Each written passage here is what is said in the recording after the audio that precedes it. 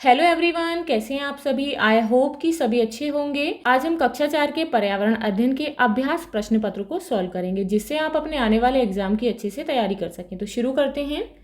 तो यहाँ पर है नाम, तो सभी यहाँ पर अपना नाम लिखेंगे। कक्षा तथा अनुभाग, यहाँ पर आपको अपनी कक्षा लिखनी है और सेक्शन लिखना है, किस सेक्शन में है आप, वो उस सेक्शन का नाम लिखना है। अनुक्रमांक, यहाँ पर आपको अपना रोल नंबर लिखना है। आपको 2.5 घंटे का समय मिलेगा पेपर करने के लिए और 60 नंबर का आपका एग्जाम होगा। अब यहाँ पर प्रश्न 1 है, सही विकल्प चुनिए। प्रश्न है, फसल उगाने से पहले हमें क्या करना चाहिए। मिट्टी की जांच करानी चाहिए, पानी की उचित व्यवस्था करनी चाहिए, खेत तैयार होना चाहिए या फिर उपरोक्त सभी। तो फसल उगाने से पहले हमें ये सभी कार्य कर लेने चाहिए। तो आंसर होगा ऑप्शन नंबर 4। अब यहाँ पर नेक्स्ट है हु तू तू, मुख्य रूप से के बारे में है, किसके बारे में है ये बताना है। पारंपरिक खेल, जानवरों की आवाज, भारतीय नृत्य रूप या फिर संगीत वाद्य यंत्र। तो आंसर होगा ऑप्शन नंबर 1, यानी कि ये एक पारंपरिक खेल है जिसे कबड्डी भी कहते हैं। नेक्स्ट है, पक्के घर को बनाने के लिए किन चीज़ों की जरूरत नहीं पड़ती। तो ऑप्शन है सीमेंट, कागज, लोहा, पत्थर। तो पक्के घर बनाने के लिए हमें सीमेंट, लोहा, पत्थर, इन सभी चीज़ों की जरूरत पड़ती है। किसकी नहीं पड़ती, कागज की। तो आंसर होगा ऑप्शन नंबर 2। अब यहाँ पर नेक्स्ट है, मूली क्या है। एक तना, एक पत्ती, एक जड़ या फिर एक फल। तो मूली एक जड़ है। नेक्स्ट है, भेदभाव का उदाहरण चुनिए। तो यहाँ पर ऑप्शन में है, दूसरों की त्वचा के रंग के कारण उनके साथ बुरा व्यवहार करना, या फिर अलग धर्म के कारण दूसरों के साथ बुरा व्यवहार करना, किसी के साथ बुरा व्यवहार करना क्योंकि वह विशेष रूप से सक्षम है। सभी विकल्प सही हैं। तो आंसर होगा ऑप्शन नंबर 4, यानी कि ये सभी भेदभाव के उदाहरण हैं। नेक्स्ट है, निम्नलिखित का सही विकल्प से मिलान कीजिए। तो यहाँ पर फर्स्ट है RTE 2009। तो इसका संबंध है बच्चों को निःशुल्क शिक्षा देने से, यानी कि ये बच्चों को निःशुल्क और अनिवार्य शिक्षा प्रदान करने की बात कहता है। तो यहाँ पर इसके साथ मैच कर देंगे। नेक्स्ट है, मटर का पौधा एक क्लाइंबर है। नेक्स्ट है, बुरा स्पर्श, यदि बुरा स्पर्श महसूस होता है तो इसे ना कहें, यदि कोई ऐसा करता है और वहां से भाग जाएं। नेक्स्ट है, कपड़े धोना, तो कपड़े धोकर पानी को प्रदूषित करते हैं।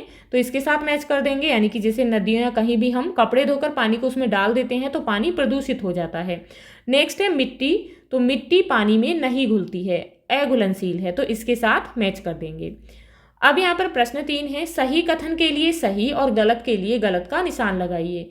तो फर्स्ट है, यहाँ पर खेत में बीज बोना खेती का पहला कदम है। तो गलत है, इसके लिए सबसे पहला कदम है खेत को तैयार करना। नेक्स्ट है, खरपतवार फसल के लिए बहुत उपयोगी होती है। तो ये भी गलत है, क्योंकि खरपतवार से फसल में जो भी खाद पानी लगाया जाता है उसे खरपतवार ले लेती है, यानी कि खरपतवार बढ़ जाती है और जो फसल है वो कमजोर रह जाती है। नेक्स्ट है, हाथी अलग अलग दिशाओं में सुनने के लिए अपना कान घुमा सकते हैं। तो बिल्कुल सही है। नेक्स्ट है, अब्दुल के आंगन में एक बरगद का पेड़ है। तो ये गलत है, अब्दुल के आंगन में एक नीम का पेड़ है, ना कि बरगद का। यहाँ पर नेक्स्ट है, ओक के पेड़ भारत के पहाड़ी क्षेत्रों में उगते हैं। तो ये गलत है, ये रेगिस्तानी क्षेत्रों में उगते हैं। नेक्स्ट है, पौधों को बढ़ने के लिए पानी की आवश्यकता नहीं होती। तो ये भी गलत है, क्योंकि पौधों को बढ़ने के लिए पानी की आवश्यकता होती है। नेक्स्ट है, बरगद के पेड़ का उल्लेख कान से कान अध्याय में किया गया है। तो ये गलत है, बरगद के पेड़ का उल्लेख जड़ों के जाल अध्याय में किया गया है। अब यहाँ पर प्रश्न है, रिक्त स्थान भरिए। फर्स्ट है, यदि नदी में तेल फैल जाए तो मछलियां सकती हैं क्या, मर सकती हैं। तो यहाँ लिखेंगे मर। बसवा कर्नाटक के गांव में रहता है। तो किस गांव में, बेलवनी का गांव में। नेक्स्ट है, धोंडू स्थापित करना चाहता था। तो धोंडू खुद का एक बिजनेस करना चाहता था, यानी कि चक्की लगाना चाहता था। तो यहाँ लिखेंगे चक्की। अब यहाँ पर नेक्स्ट है, ध्वनि को यात्रा करने के लिए की आवश्यकता होती है। तो ध्वनि को यात्रा करने के लिए, यानी कि एक जगह से दूसरी जगह जाने के लिए, उसे यात्रा करने के लिए माध्यम की आवश्यकता होती है। नेक्स्ट है, अनुकूल परिस्थितियों में चने के बीज होंगे, क्या होंगे, विकसित होंगे।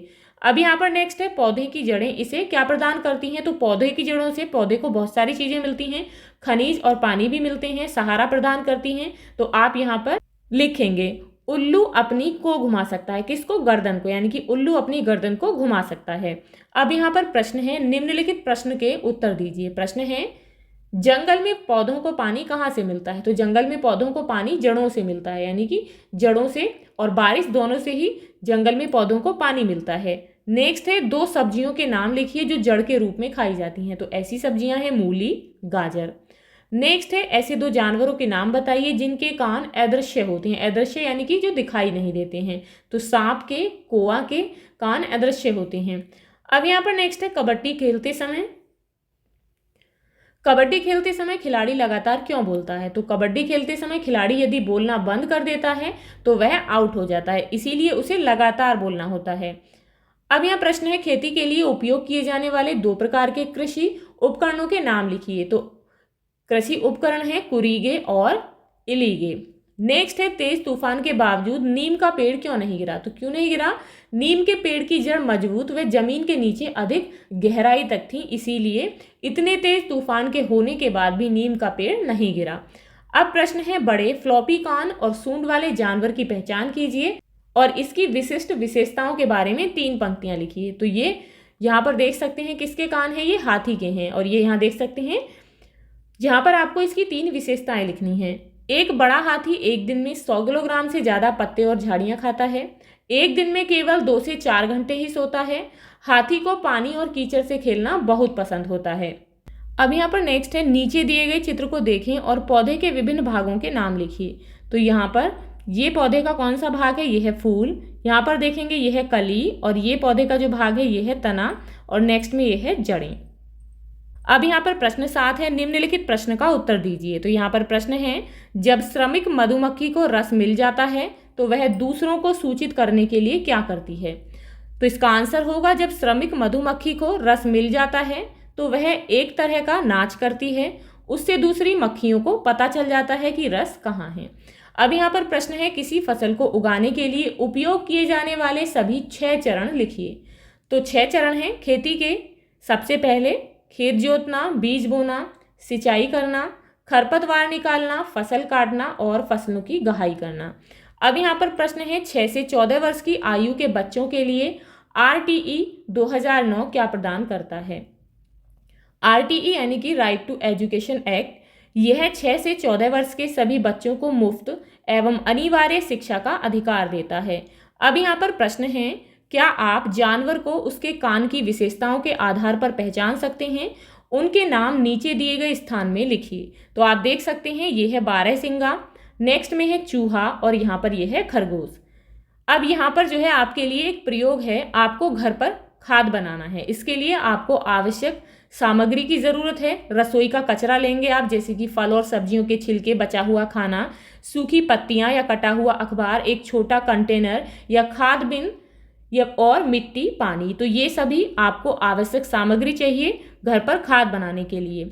अब आपको जो है यहाँ पर प्रश्न दिया गया है घर पर खाद बनाने के लिए आवश्यक सामग्रियों की सूची बनाएं। आप जो भी सामग्री का यूज करेंगे उसकी आपको सूची बनानी है और अपने अध्यापक को बताना है। कंपोस्ट बिन में रसोई के कचरे को सूखी पत्तियों या कटे अखबार के साथ डालने की प्रक्रिया समझाएं। आपको बताना है कि कंपोस्ट बिन में आपने रसोई के कचरे को, सूखी पत्तियों को या फिर कागज को किस तरीके से डाला। कंपोस्ट बिन रखने के लिए सबसे अच्छी जगह कहाँ है, क्यों? तो आप बताएंगे। आपके घर में बगीचा हो सकता है या फिर कोई ऐसी जगह जहाँ पर आप अपने कंपोस्ट बिन को रख सकते हैं, वहाँ पर क्यों रखेंगे, आपको ये सभी रीजन बताने हैं। 2 अन्य तरीके सुझाएं जिनसे रसोई के कचरे का पुनर्चक्रण या पुनः उपयोग किया जा सके, यानी कि आपको और तरीके बताने हैं जिससे आप अपने रसोई के कचरे का दोबारा से प्रयोग कर सकें। तो आप इसके लिए कोई भी एक कंटेनर ले सकते हैं जिसका आप कंपोस्ट बिन, यानी कि उसमें आप कचरा डालेंगे अपने किचन का, फल सब्जियों के छिलके, बचा हुआ खाना, यानी कि जो भी सामग्री आपको मिलेगी आप उसमें डालेंगे। उसमें मिट्टी डालेंगे और उसमें थोड़ा पानी डालेंगे और उसे कुछ दिनों के लिए ढककर रख देंगे। तो आप इस तरीके से घर पर खाद बनाएंगे और अपने अध्यापक को बताएंगे। तो ये था आपका अभ्यास प्रश्न पत्र। आप इसे अच्छे से लर्न करेंगे और अपने एग्जाम की अच्छे से तैयारी करेंगे। तो मिलते हैं नेक्स्ट वीडियो में नेक्स्ट प्रश्न पत्र के साथ। If you like this video, please like and share, and if you are new on this channel, please subscribe the channel. Thank you.